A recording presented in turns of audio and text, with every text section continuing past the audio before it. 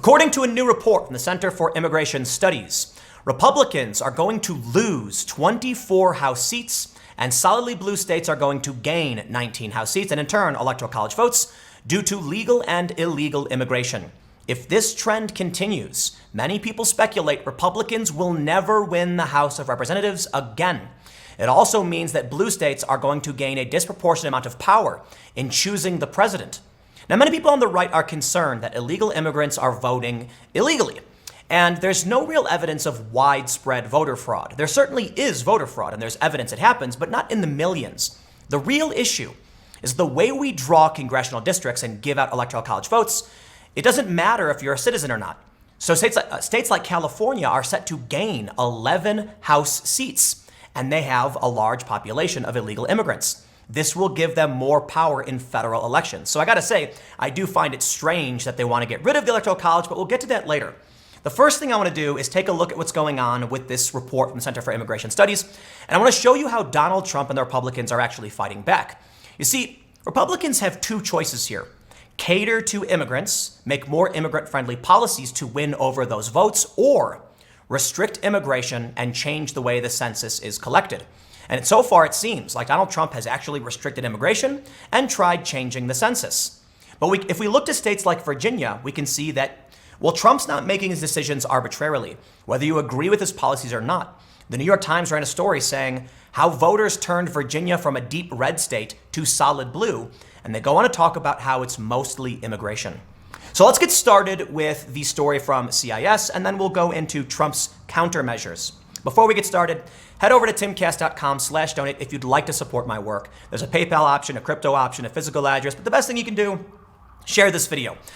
I know that it's impossible for the most part to break echo chamber bubbles, and because I'm not anti-Trump, like screeching on top of my lungs, probably a lot of people on the left don't want to watch this, but hey, it's still the best we can do to try and get this information out to other people and, I don't know, share different perspectives. Or if you think my content is trash, then just comment and tell me you think I'm awful, but thanks for watching anyway.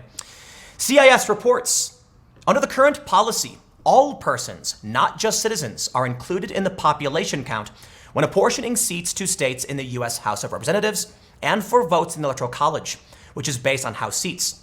Although we focus on the next census in 2020, the impact of immigration has been building for decades as the number of people settling in the country has increased dramatically. This report examines the cumulative impact of immigration, both legal and illegal, on the apportionment of House seats. Apportionment is a zero-sum system. By adding more population to some states rather than others, immigration will continue to significantly redistribute political power in Washington. They say, among their findings, the presence of all immigrants, which includes naturalized citizens, legal residents, and illegal aliens, and their U.S.-born minor children, will redistribute 26 seats in the House in 2020. To put this number in perspective, changing the party of 21 members of the current Congress would flip the majority in the U.S. House. They go on to say that Ohio will have three fewer seats in 2020 than it otherwise would have had, but for the presence of all immigrants and their minor children in other states. Michigan and Pennsylvania will have 2 fewer. They then go on to list a series of states that are losing 1 seat. I'm not going to read every state for you, but here's where it's important. California will have 11 more seats in 2020 than it otherwise would have. New York and Texas will have 4 more seats each. Florida will have 3 more seats. New Jersey will have 2 more. And Illinois and Massachusetts will each have 1 additional seat. I want to stop here and I want to mention something about California. They recently passed legislation saying that they'll give health care to non-citizens under the age of 26. We saw something similar with the Democratic presidential candidates saying that they were going to give health care to non-citizens. California has a lot of problems. It essentially operates like an oligarchy. In San Francisco, you have these figurative ivory towers where billionaires run massive tech companies. Meanwhile, homelessness is rampant, drug abuse is rampant, human waste litters the streets, and now California is going to get 11 more seats in 2020. And the reality is, illegal immigration does play a role in this. Because if they come to California, and California, which proclaims itself a sanctuary state, refuses to deport, they gain power in the federal electoral system. States like Alabama think that's entirely unfair. They filed a lawsuit against this. Donald Trump wants to change this. He wants to add a citizenship question, but we'll get to all that. Let me read through this, and then we'll follow up on how states are fighting back. Of the 26 seats that will be lost, 24 are from states that voted for Donald Trump in 2016. Of states that will gain because of immigration, 19 seats will go to the solidly Democratic states of California, New York, New Jersey, Massachusetts, and Illinois. Texas is the only solidly Republican state that gains, while Florida is a swing state. But I got to stop there too. Texas, solidly Republican? I'm sorry. Due to immigration, people believe that Texas is in play. Now, I understand it's not absolute, because some people have argued that many of those who are voting for Republican in Texas actually are transplants. But the issue remains that Texas might swing blue very soon, in which case that's going to be more electoral votes for the left. So I do want to talk about the Electoral College. Maybe we'll get to this, because there's actually been more Republicans coming out saying maybe we should abolish the Electoral College when they realize illegal immigrants can't vote. They don't. Some people believe there's millions, voting, but there's just not evidence to suggest that's true. There is evidence to suggest that there are a lot of cases of illegal immigrants who do vote and voter fraud, but it's in the thousands, not the millions. Think about what happens then in a state like California. An illegal immigrant who moves there gets counted in the census. They then get a representative and electoral vote based on people who are here illegally. They gain electoral votes. They're essentially converting illegal immigrants who can't vote into legal electoral college votes. This is why I keep telling the left, you're actually hurting yourself when you say you want to get rid of the Electoral College. And that's why, again, there have been Republicans saying maybe we should get rid of it, because at least then you will retain your percentage in states like Texas and California if Texas, flips blue and when California does. But I want to read one very, very important thing. They say this: illegal immigrants alone in 2020 will redistribute 3 seats in Ohio, Alabama, and Minnesota, each having 1 fewer seat than they otherwise would have had, while California, New York, and Texas will have 1 additional seat. There are many people on the right who are saying, it's about illegal immigration. In reality, it's not. Illegal immigration is only swinging 3 seats. So I think it's important to clarify that as we get into the battle that Donald Trump is waging, because in reality, Donald Trump is not just targeting illegal immigration. Trump has made it harder across the board for all immigrants. And this is your evidence why. Of these 26 seats that are flipping, 23 are due to legal immigration. That's what I said in the beginning. Trump has 2 options. The Republicans have 2 options. You can talk to the immigrants, offer them things so they vote for you, or you can just try and shut it down. Now, we've seen some Republicans like Geraldo say, please POTUS free the Dreamers. Geraldo is, Fox News personality. He's very much a defender of Donald Trump, but he's also criticized Fox News for the rhetoric around immigrants. And he recently came out and said, you've got to start talking about what immigrants need and want in their families. Otherwise, you're going to lose. He's right. But Donald Trump seems to take the other approach. You see, well, let me show you this story from the New York Times back in September. They say this: the net increase of immigrants in the American population dropped to about 200,000 people in 2018, a decline of more than 70% from the year before, according to William Frey, chief demographer at the Brookings Institution who conducted the analysis. It's remarkable, said David Beyer, an immigration expert at the Cato Institute, of the 2018 numbers. This is something that really hasn't happened since the Great Recession. This should be very concerning to the administration that its policies are scaring people away. An administration official said it was impossible to comment without seeing the details of the analysis. The numbers were released on Thursday as part of the Census Bureau's American Community Survey, a kind of annual mini-census it started in 2005. The net immigration figure, made up of all foreign-born people who came to the United States, minus those who left and those who died, gives demographers a picture of how the United States population has changed over the past year. I think it's funny they say this should be very concerning to the administration. I don't think it is. I think it's exactly what Donald Trump wanted. I think he knows about this. I think Republicans have talked about this, and I think they understand. They want to make immigration generally harder. And there's a lot of legitimate reasons for making immigration harder. One of the things Trump did recently was this, he has this rule where you have to prove you can take care of yourself medically if you want to come here. It actually kind of makes sense. I mean, if you come to the United States from a country and you have no insurance and your country won't cover your medical bills, and then you get hurt, we have to pay for it. It's not fair because you're kind of just exploiting the system. And the way California is operating kind of shows us how that could play out. They're not going to enforce federal immigration laws. They're a sanctuary state, but they're also going to give free healthcare to people under the age of 26. Well, now you're incentivizing people to come and just get that healthcare. I don't want to accuse California of doing that on purpose, but you can see how that then converts into electoral college votes. Admittedly, and I want to make sure it's clear, even the Center for Immigration Studies, who has been smeared relentlessly by people on the left, says it's only three electoral college votes. But this still has caused outrage among some states, notably Alabama. Here's a story from the Washington Post. The census citizenship question failed, but Alabama is seeking to exclude undocumented immigrants in apportioning congressional seats. I think it's a really funny way for the Washington Post to frame this. Alabama isn't seeking to exclude undocumented immigrants in apportioning congressional seats. Alabama is seeking to maintain fair representation based on citizens of this country. Now, there's a big challenge here. You see, Donald Trump, let me show you this. Here's a story from The Guardian back in July. Trump abandons effort to put citizenship question on 2020 census. They say executive order tells federal agencies to turn over citizenship data. Many people on the left said that Trump was trying to add this question because it would scare illegal immigrants into not filling it out.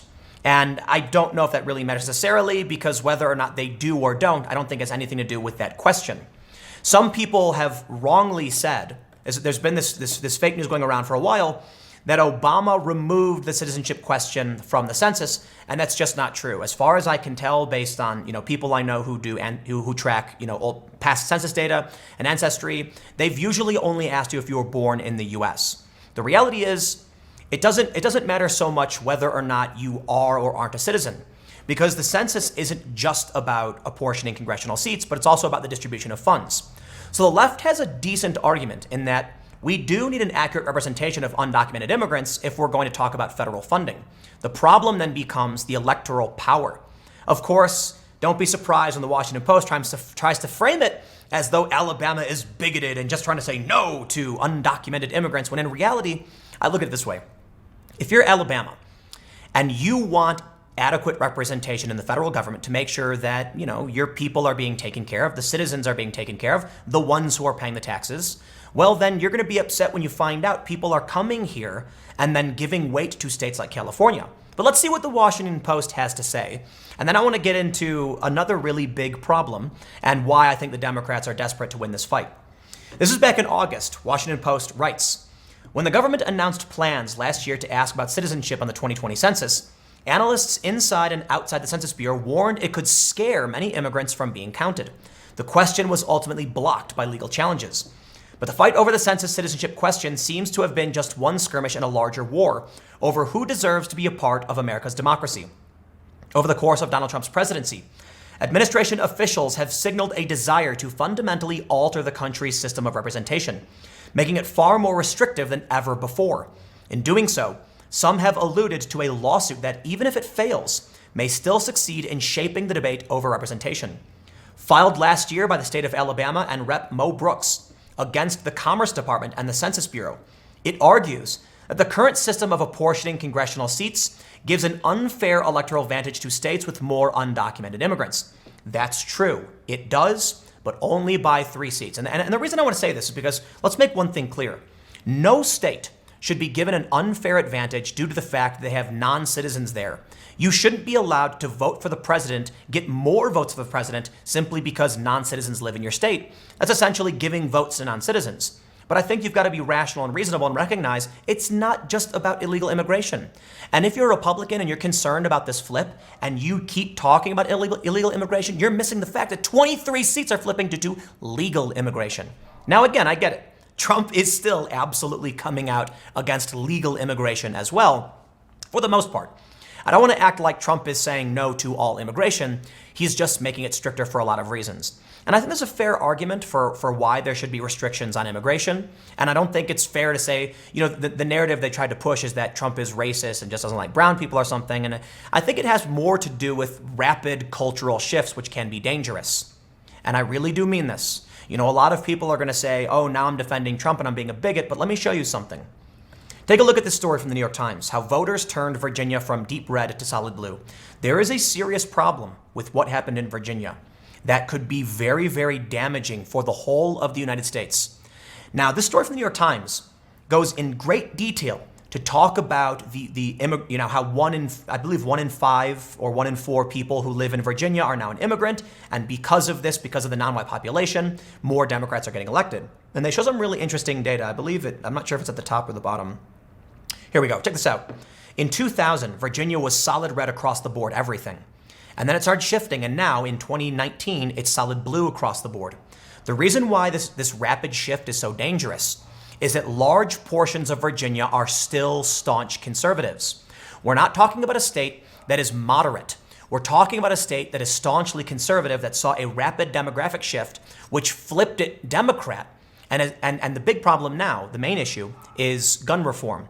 The state wants to confiscate certain weapons. They want to enact reforms, which has resulted in 95 districts declaring themselves sanctuary states for the Second Amendment. This is scary. When you have a slow immigration over time, when you have controlled integration, when the government can say, here's the best place for you to go to integrate, and we can then expand the economy and welcome you to our country, you avoid rapid demographic shifts, which result in culture clashes.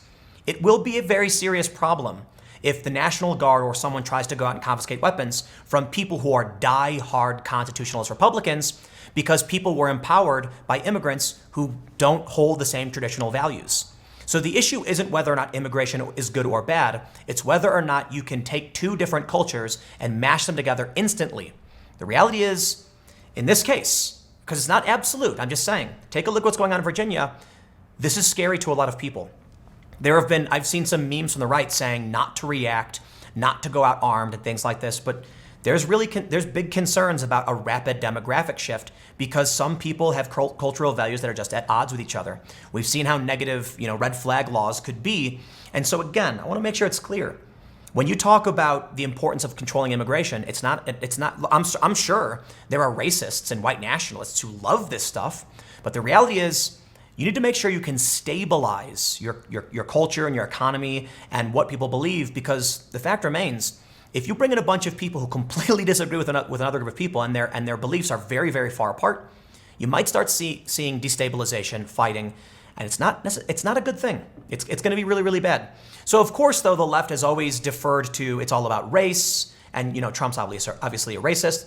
But if we look to the reporting I did in Sweden, for instance, one of the problems a lot of countries have with immigration is a failure to properly integrate new populations. So again, like I said, you can bring in tons and tons of immigrants so long as you plan for it to stabilize the economy and prevent major culture clashes. But when it comes to what happens in the US and many other countries, they didn't do that. What do you get? You get immigrants coming and forming enclaves. They don't integrate properly. They develop their own cultures, and then they start, there's potential economic issues that, result in gangs and poverty. So when it comes to immigration, for me, I'm fairly pro-immigration. I think it just needs to be, monitored and controlled to avoid, chaos.